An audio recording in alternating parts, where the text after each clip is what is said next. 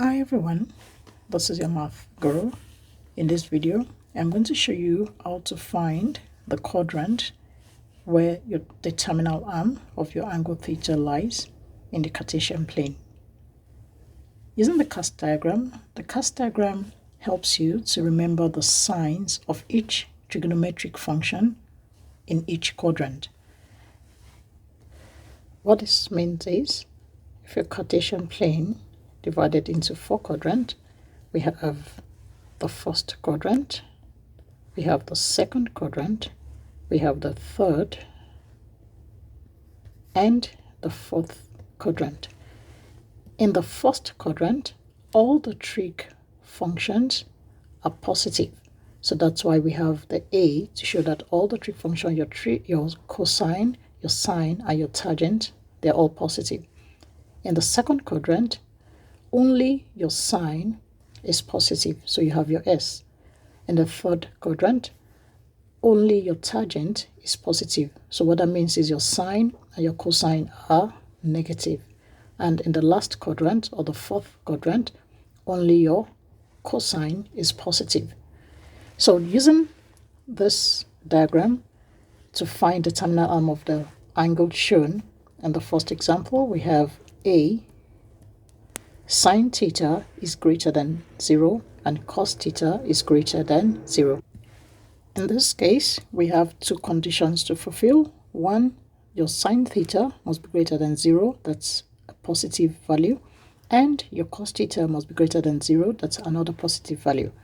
So starting with drawing a quadrant, I'm going to label each CAST. That's the cast diagram, and we have quadrant 1, quadrant 2, quadrant 3, and quadrant 4. So going back to the first condition, we have sine theta must be greater than 0, meaning positive.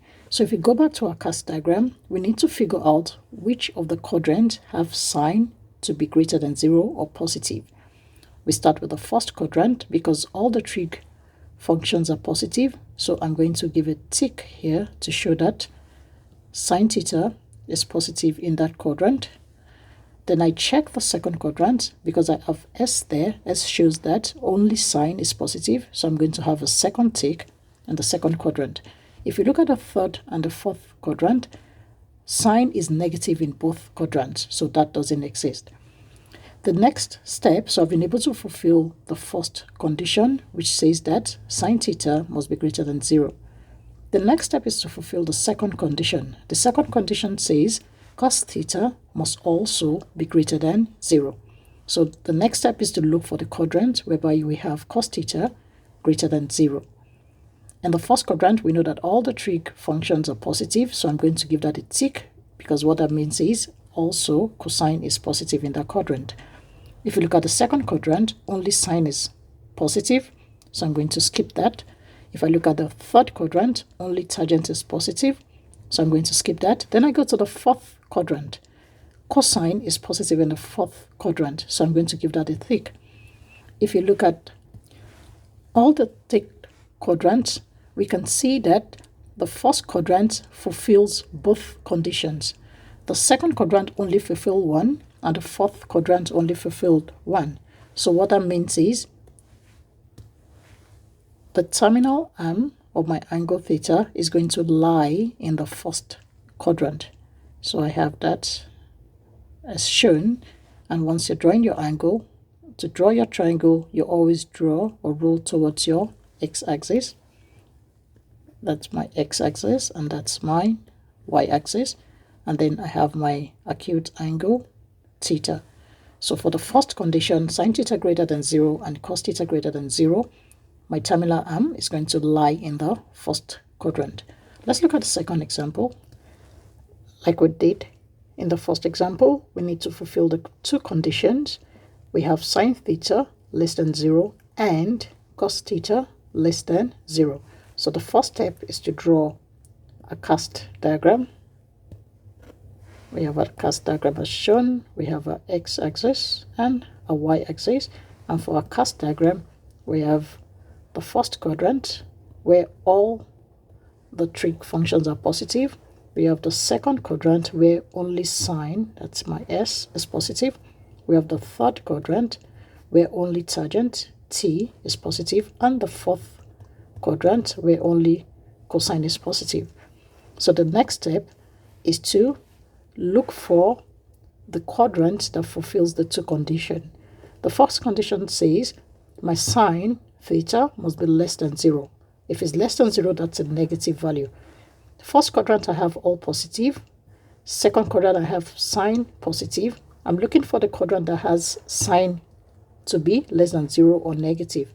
That will be in my third quadrant and my fourth quadrant, because in those two quadrants only tan and cosine are positive. The next condition is I have cos theta less than 0. So I've been able to fulfill the first condition. Second condition, where do I have cos theta or cosine negative? I have cosine negative in first quadrant is positive. I have that in my second quadrant. I give that a tick. I also have cosine negative or in or less than 0 in the third quadrant. And the fourth cosine is positive and the first cosine is positive. So what that means is I've been able to fulfill the two conditions right in my third quadrant. So that is where the terminal arm of my angle theta is going to be. And always remember, you draw towards your x-axis. So I have my theta as shown. In the third example, I have tan theta greater than 0 and cos theta less than 0. After drawing my cast diagram, the next step is to fulfill the two conditions given, that is, my tan theta is greater than 0. Where do I have tan theta greater than 0? That's where my tangent is positive. I have that in the first quadrant and in the third quadrant. In the other two quadrants, I have only sine positive in the second and only cosine positive in the fourth. I've been able to fulfill the first condition. The next step is to fulfill the second condition, which says cos theta must be less than 0. That means I have the cosine to be negative. If I look at my cast diagram, I have cosine negative in the second quadrant. I'm going to put a tick there. And in the third quadrant, I'm going to put a tick there. In the first quadrant, they are all positive. And in the fourth quadrant, cosine is positive. So if you look at the diagram I have, the two conditions have been fulfilled in the third quadrant. So that is where I'm going to have the terminal arm of my angle theta. So I have that as shown. In the last example, I have tan theta less than 0 and cos theta less than 0. So now that we have a cast diagram, we need to fulfill the two conditions. The first one says my tangent or tan theta must be less than 0. That's negative. If I go back to my quadrant, I have tan negative in the second and in the fourth quadrant.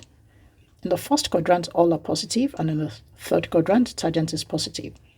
The second condition is cos theta must be less than 0. That's negative. Where do I have cos theta negative? I have cos theta negative in the second quadrant and in the third quadrant. So you can see that I've been able to fulfill my condition in the second quadrant. So that is where the terminal arm of my angle theta is going to be.